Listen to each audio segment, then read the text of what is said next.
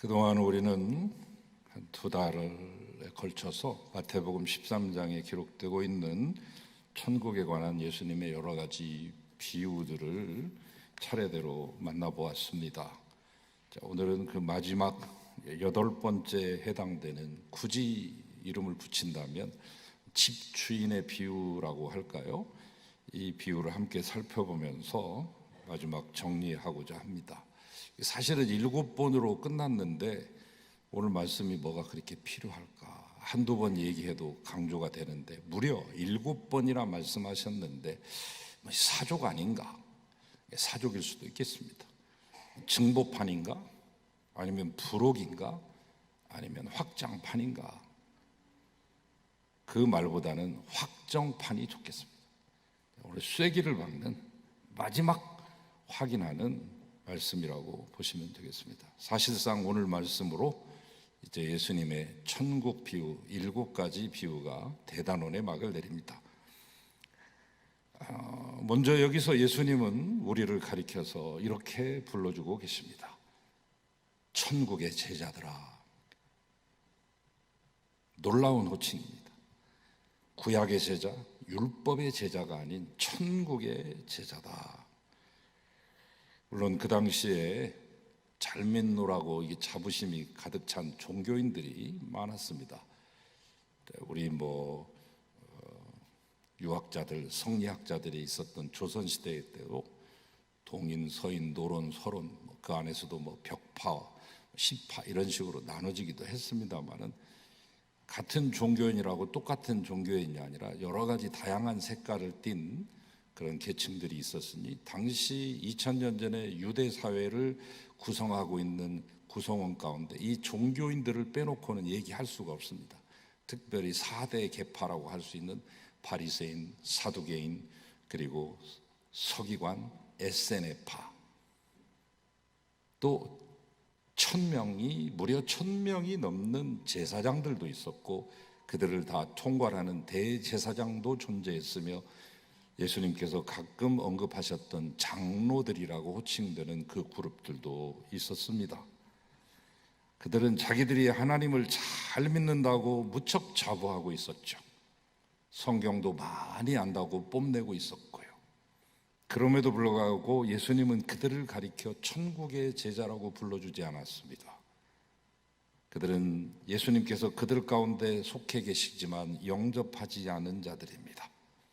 예수님은 천국을 만드신 분이요 천국의 주인이시며 천국을 다스리시는 분이었습니다. 그럼에도 불구하고 그들은 예수님을 영접지 않고 배척했고 십자가에 급기야는 못 박아 죽이기까지 했습니다. 생각해 보세요. 천국의 주인을 죽인 자들을 어찌 천국의 제자라고 부를 수 있겠습니까?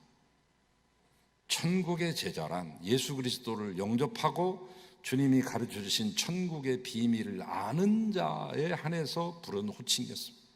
천국의 비밀을 아는 자. 예수님이 왜 이렇게 갑자기 천국의 제자라고 불러주셨냐면 당신이 직접 직강을 통해서 7번이나 비유의 말씀을 들려주셨기 때문에 이제는 알아먹을 만하다, 말귀를 알아들을 만하다, 그러니 이제는 너희들이 이 제자 코스를 수료할 만하다라고 생각했기 때문에 제자라고 불러주신 것이지 괜히 우리 기분 좋으라고 립 서비스로 한번 심뻑 이렇게 던진 말이 아닙니다. 자, 지금까지 예수님은 우리에게 7가지 천국의 비유를 말씀하시면서 그 비밀을 풀어주셨습니다. 가장 우리 주변에서 볼 수 있는 자연현상이나 일상사 속에서 볼 수 있는 비유를 통해서 첫 번째, 씨 뿌리는 비유. 천국은 이 씨앗을 뿌리는 것으로부터 시작된다. 복음이란 이 씨앗을 뿌리는 것으로부터 시작된다.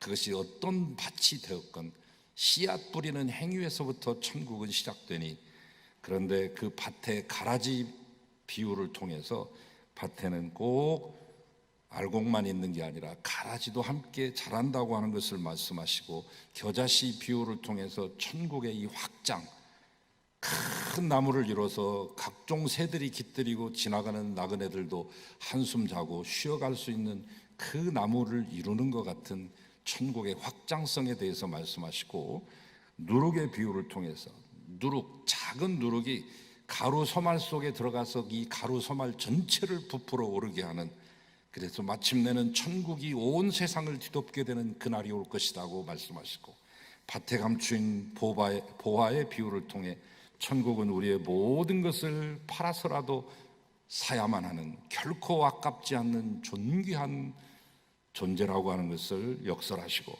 여섯 번째는 진주의 비유를 통해 세계 도처를 달아다니면서 제일 값비싸고 유명한 그 진주를 발견한 자는 반드시 돌아가서 자기의 모든 소유를 팔고서라도 그것을 반드시 자기의 소유를 삼는 것 같이 천국도 진주처럼 귀하다. 진주를 구하는 마음으로 천국을 구하라고 말씀하시고, 마지막 지난주에 제가 말씀드린 그물의 비유, 어부들이 그물 속에 잡힌 고기들을 물가로 끌어올려서 업한장에서 잡힌 고기를 분류해내죠. 좋은 것은 그릇에다가 담아주고 그렇지 못한 것들은 다 땅바닥에 다 패대기를 친다.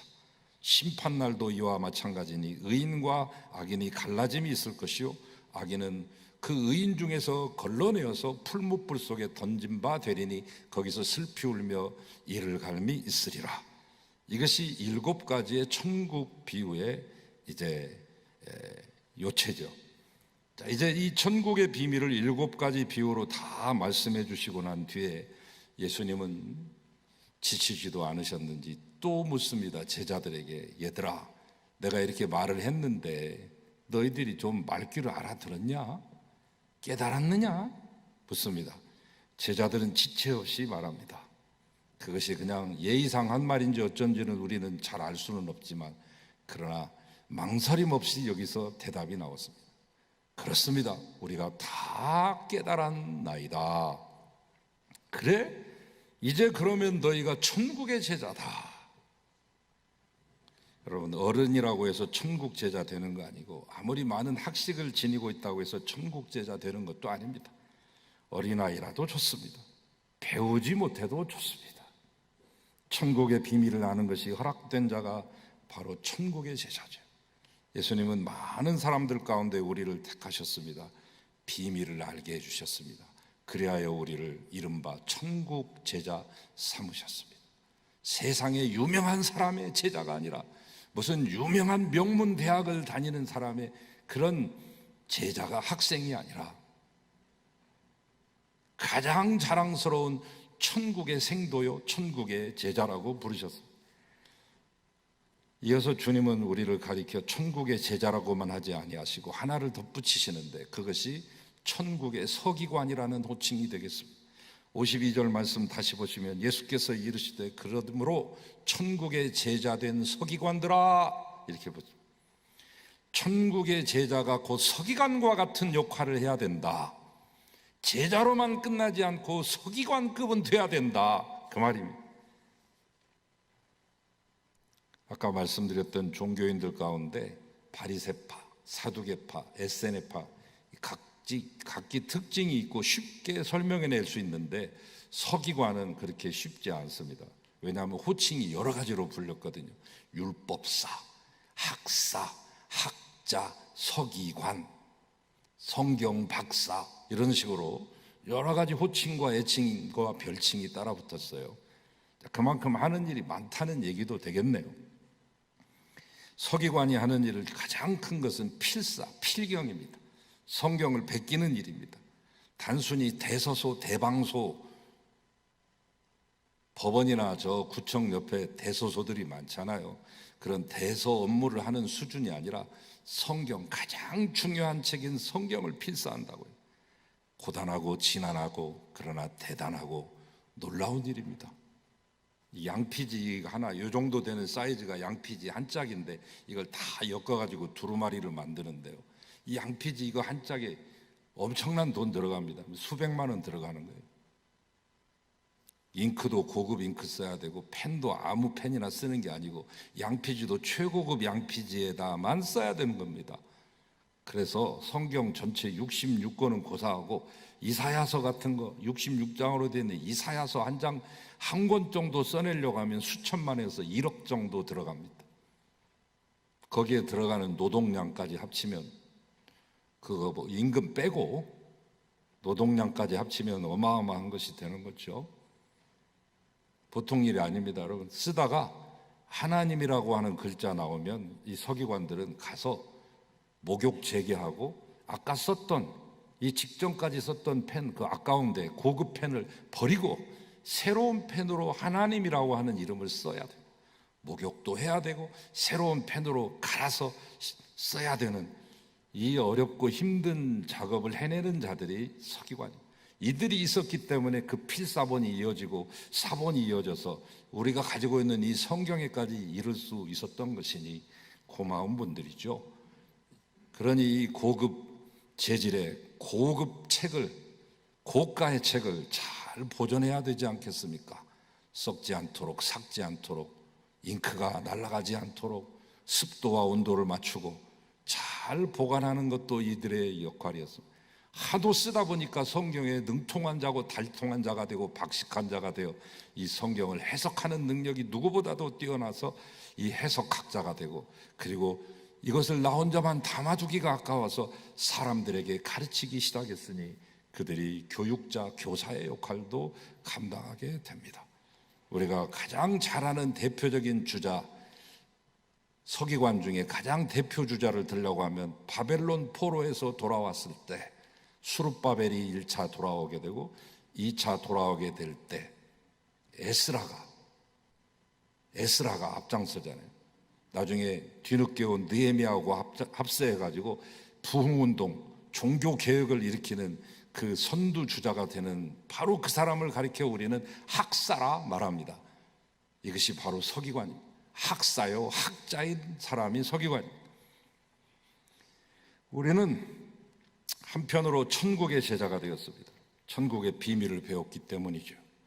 또 한편으로는 우리가 천국의 서기관이 되어야 될 사명이 있습니다. 우리가 아는 것을 다른 사람에게 전수해주고 가르쳐야 될 사명이 우리에게 주어지는 것이죠. 여러분, 복음이라는 게 결국 뭐겠어요?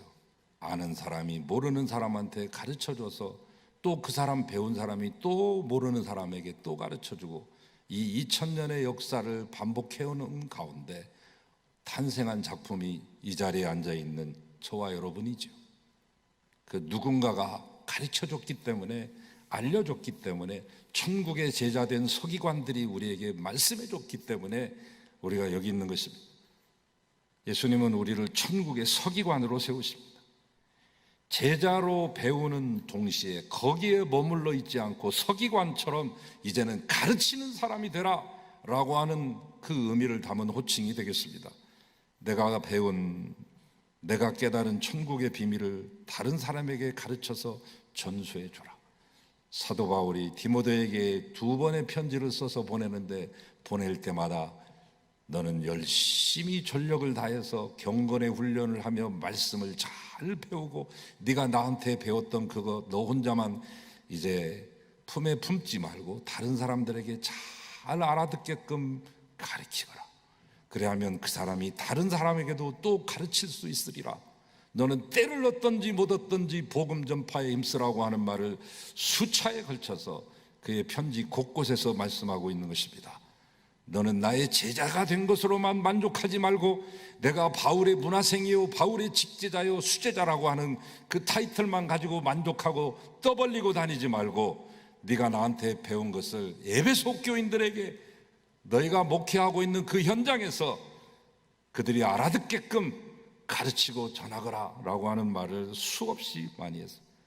이처럼 우리에게는 천국 복음을 전파해야 될 거룩한 사명이 있음을 잊어서는 안 될 것입니다. 마지막으로 예수님은 우리에게 또 하나의 호칭을 붙여주시는데 집주인이라는 호칭을 붙였어요. 이 대한민국에서는 집주인이 놀라운 위치입니다. 저는 조물주 다음에 집주인인 줄 알았더니 그게 아니래요. 우리 목사님, 전도사님, 목사님 조물주 위에 건물주예요 그러더라고요. 집주인이 참 귀중한 자리고 놀라운 자리죠. 자, 52절 하반부 말씀 보니까 마치 새 것과 옛 것을 그 곳간에서 내오는 집주인과 같으니라. 집주인은 곳간 속에 새 것도 보관하고 옛 것도 함께 보관합니다. 그의 곡식을 수확해서 곳간 속에 보관합니다. 그러면 그거 새 것이죠. 그런데 날씨가 더워지면 겨우내 입었던 두툼하게 입었던 옷을 벗어놓습니다. 예수님 당시에는 옷이 귀했어요. 그래서 겉옷이 보통 하나 정도 있고 조금 여유 있으면 하나는 입고 자고 하나는 덮을 수 있는 이불용으로 겉옷 2개 정도는 갖는 것입니다. 그게 보통 사람입니다.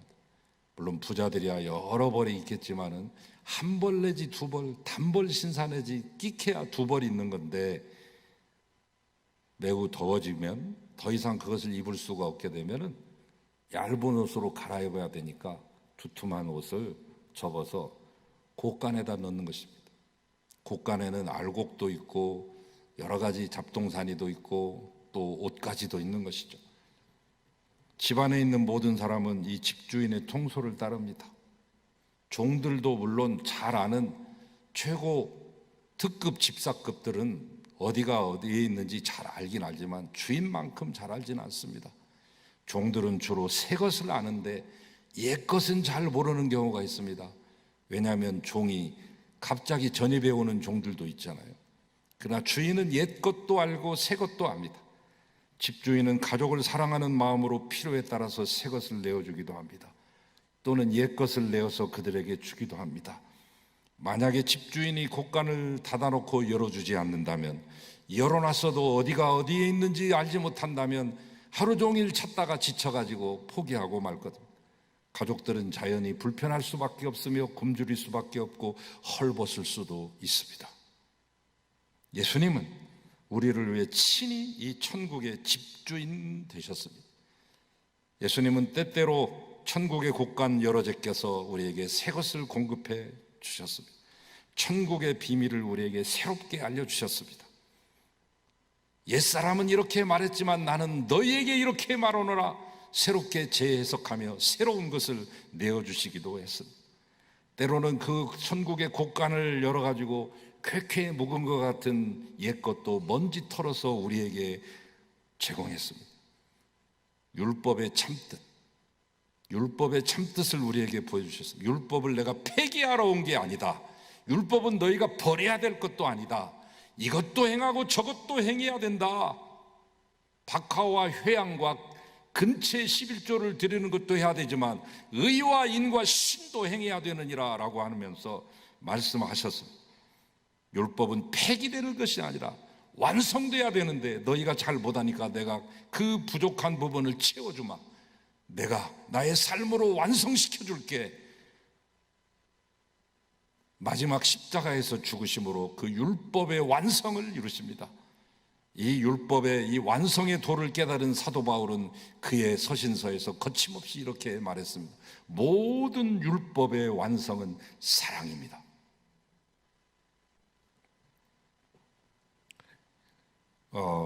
서기관 얘기가 나왔으니까 회당 얘기를 조금 하겠습니다. 우리가 이제 성지순례 가면 베드로의 고향이요 예수님의 선교의 거점이었던 이 가버나움이라고 하는 곳이 있어요. 갈릴리 마을 바로 호숫가 옆에 인접한 비아마리스 해양도로, 당시의 무역도로였던 실크로드가 육로라고 하면 해양도로 지중해를 따라가지고 쭉 내려가는 이 레반트 지역에서부터 쭉 해서 요파 항구로 해가지고 저 애굽 저 카르타고 이런 지역까지 가게 되는, 알렉산드리아까지 가게 되는 그 지역의 요충지에 반드시 이 가버나움을 들리게 돼 있는데, 우리가 여러 가지로 발달된 그런 도시가 되겠죠. 회당도 짓습니다. 유대인들은 회당일 무조건 성인 10명이 모이면 회당 져야 됩니다. 유대인이 가는 곳은 회당이 없는 것이 거의 없다고 보면 되겠습니다. 저 체코를 가도 저 독일을 가도 뉴욕 시내 한복판 맨하탄에 가도 있습니다. 작게는 몇십 명에서부터 크게는 10,000명까지 들어갈 수 있는 뉴욕에 있는 유대인 회당이 제일 큰 회당이에요. 지금 현재 10,000명이 들어갑니다. 예루살렘에 있는 것은 한 7,500명 정도 들어가는데, 거기 가보면 뭐 회당마다 각기 이제 스타일이 다릅니다. 건축 양식이 지역에 따라 다르고 시대에 따라 다르고 형편에 따라 다르고 재정 상황에 따라 다른데, 대체로 크게 두 채를 져요. 하나는 안식일과 절기를 지키는 예배용 공간이고, 바로 그 옆에다가 예배만 하지 않고 이 사람들 잘 아는 특기인 교육용 공간을 따로 만드는 건데, 뭐 공간이 안 되면 교육용 공간은 포기할 수도 있어요. 그러나 반드시 그들이 회당에서 갖춰야 되는 3대 요소가 있으니, 첫째는 강단, 말씀을 선포하는 강단, 바힘이라고 하는 강단이 있고, 그리고 예루살렘을 향한 동쪽 벽에다가 감시를 만들어서 이렇게 조그만하게 파가지고, 가톨릭에도 가면 성체를 보관해 놓은 감실이 있듯이 거기다가 박스를 하나 만들어 가지고 예쁜 박스 안에다가 모세 오경이 들어가 있는 두루마리를 거기다가 박스 안에다가 해놓고, 겉에는 술을 놓은, 예쁘게 술을 놓은 천으로 덮어놓습니다, 평상시에는. 그러나 이 회당에 모이게 되면, 예식이 시작되면 그것을 찾아가지고 오게 됩니다.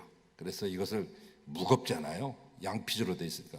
우리 성경은 포켓 성경도 있습니다만, 이 무거운 것을 하나를 안고 쭉 회중석을 돌아다닙니다. 그러면 회중들이 자기의 이 겉옷 끝에 있는 옷술 끝자락을 거기다가 탁 대면서 감격스러운 표정으로 자기의 입술에다가 입맞춤을 합니다.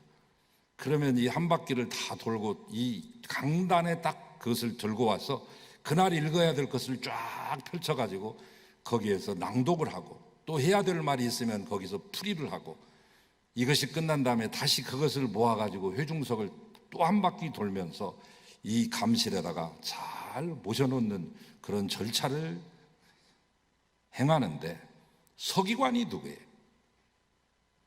이사야서가 어디에 있는지, 또는 저 예레미야서가 어디에 있는지, 레위기가 어디에 있는지를 가장 잘 아는 사람 아니에요. 그리고 그날 읽어제껴야 되는 그 부분이 어디쯤 있는지를 미리 표시해놓고 잘 준비해가지고 쫙 펼치면, 우리로 말하면 거기에 뭐 스티커가 붙어 있든지 형광펜이 있든지, 감히 거기다가 하지도 못하면 손으로 댈 수가 없어요. 손가락 모양으로 된 집게, 이걸로 짚어가면서 읽는데, 또 뭐 어떤 표시든지 해놓고 이 낭독자가 쉽게 읽을 수 있게끔 하기 위해서 그 모든 절차를 갖춰놓는 사람이 서기관입니다. 어디에 있는지 알아야 되며 어느 때에 어디를 읽어야 될지를 가장 잘 아는 사람이 서기관인 것입니다. 즉 말씀의 달인이 되어야 된다는 말이죠. 학문이나 기회에 통달해서 남달리 뛰어난 역량을 지닌 사람을 가리켜 우리는 달인이라고 합니다. 한 분야에 10년쯤 하고 15년쯤 하면 눈 감고도 한석봉 어머니가 떡살을 써는 것 같은 솜씨로 기가 막히게 길이와 그 무게에 있어서 한치의 오차도 없이 만들어내는 게 달인이라고 할 수 있거늘, 우리는 평생 주님의 말씀을 읽고 들으면서도 그와 같은 달인의 경지에 이르지 못하는 것은 우리가 좀 부족한 것 아니겠습니까? 우리가 좀 성의가 좀 모자란 것 아니겠습니까? 그러나 우리도 할 수 있는 것입니다. 여러분, 이제 예수님은 당신이 천국의 집주인 노릇 하시다가 우리더러 야 이제는 너희들이 천국의 집주인 노릇 좀 해봐라 이렇게 당부하셨어요. 그 당부하시고 승천하셨어요. 천국의 집주인으로서 때를 따라 이웃에게 생명의 양식 나눠주기를 원하십니다. 우리는 때를 얻든지 못 얻든지 생명의 양식 곧 천국 복음을 이웃과 함께 나눌 수 있는 사랑과 긍휼의 마음을 지내야 되겠습니다. 저는 가끔 이제 오래된 영화도 꺼내서 한 번씩 보는데요, 요즘 영화가 주지 못하는 그런 감동이 있어요. 뭐 요즘 영화처럼 뭐 스펙타클하다거나 뭐 반전이 심하다거나 그 엄청난 그런 제작비를 들여가지고 한 대작은 아니더라도 잔잔한 가운데 그것이 비록 흑백으로 나타날지라도 흑백 영화에서도 참 많은 감동을 주는 영화가 있는데, 이태리 영화 가운데 로베레 장군이라는 영화가 있습니다. 1959년 당시 베니스 영화제에 황금 사자상을 받았습니다. 이제 칸느 영화, 3대 영화제 칸느는 종려나무가 황금 종려나무상이 최고고요. 그다음에 베를린, 독일에서 하는 베를린은 황금 곰상이 최고고, 이 베니스 영화제에서는 황금 사자상이 최고인데 그 최고상 받은 거죠. 오래전에 우리나라에도 상영된 적이 있었던 영화인데 거기에 보면 아주 인상적인 대목이 한 군데 나옵니다. 영화 전체를 제가 다 스토리를 말씀 못 드리고요. 독일의 나치 정권에 항거하는 레지스탕스, 프랑스의 이 독립운동가, 저항운동가들의 이야기를 다룬 것인데, 이 프랑스의 많은 레지스탕스들이 체포되어서 감옥에 갇힙니다. 끌려나가서 무참하게 처형을 당하곤 했죠. 그런데 하루는 그 속에 이 저항운동과는 아무런 관련도 없는 사람이 체포돼서 들어옵니다. 그는 자기의 억울함을 소리 높여 하소연합니다. 나는 억울합니다. 나는 이거하고 아무런 관계가 없는데 내가 뭘 했다고. 저는 정말 아무것도 안 했습니다. 근데 왜 내가 죽어야 됩니까? 오후에 사형한다는데 왜 내가 사형당해야 됩니까? 억울합니다 라고 철창을 부여잡고 소리를 지릅니다. 이때 함께 갇혀 있었던 레지스탕스 단원 가운데 한 사람이 저쪽 한쪽 구석에서 일어나서 그에게 다가가 말합니다. 당신 지금 방금 아무것도 하지 않았다고 말했어? 그 한 가지 이유만으로 당신은 죽어 마땅한 거야. 피비린내 나는 전쟁이 무려 5년째 계속됐어. 이미 수백만의 우리의 조국의 동포들이 저 나치 독일의 총칼에 죽어갔어. 많은 도시가 파괴되고 조국은 지금 멸망 직전에 놓여 있는데, 그럼에도 불구하고 당신은 아무것도 하지 않았다면 당신은 바로 그 한 가지 이유만으로도 죽어 마땅한 거야. 아무것도 하지 않는 것이 너의 죄다, 이렇게 말했어요. 여러분, 우리는 어떻습니까? 수많은 사람 가운데 예수님은 우리를 천국 제자 삼으시고 천국의 서기관이라고 불러주셨으며, 주인의 심정을 가지고 생명 양식 천국의 복음을 간절한 마음으로 나눠줘야 될 책임과 의무와 권리를 우리에게 주셨습니다. 아무것도 하지 않는 것이 죄입니다. 행여 우리는 아무것도 하지 않는 죄는 없습니까? 나는 지금까지 무엇을 해왔습니까? 또한 지금 나는 무엇을 하고 있습니까? 오늘 마태복음 13장에 기록되어 있는 천국의 비유를 8번째 말씀드리며 최종 마감하면서 이 시간 한번 우리 스스로 생각해 보십시다. 나의 기도를 필요로 하고 있는 사람은 누군가? 나와 애타게 사랑의 대화를 나누고 싶어하는 사람, 나의 위로의 손길을 필요로 하고 있는 사람은 과연 누구일까요? 천국의 제자로서, 또한 천국의 서기관으로서 집주인의 심정을 가지고 영혼 구원을 위해서 간절한 마음으로 힘쓸 수 있는 우리가 되어야 할 것입니다. 잠시 잠깐 오면 우리도 하나님의 심판대 앞에 서게 될 텐데, 그때 예수님이 우리를 칭찬해 주시는 분들이 되시기를 축원합니다. 천국의 제자, 천국의 서기관, 집주인의 심정으로 때를 얻든지 못 얻든지 천국 복음 전파에 모두 힘써서 아름다운 전도의 열매 맺어가는 우리 모두 되기를 주의 이름으로 축원합니다. 아멘.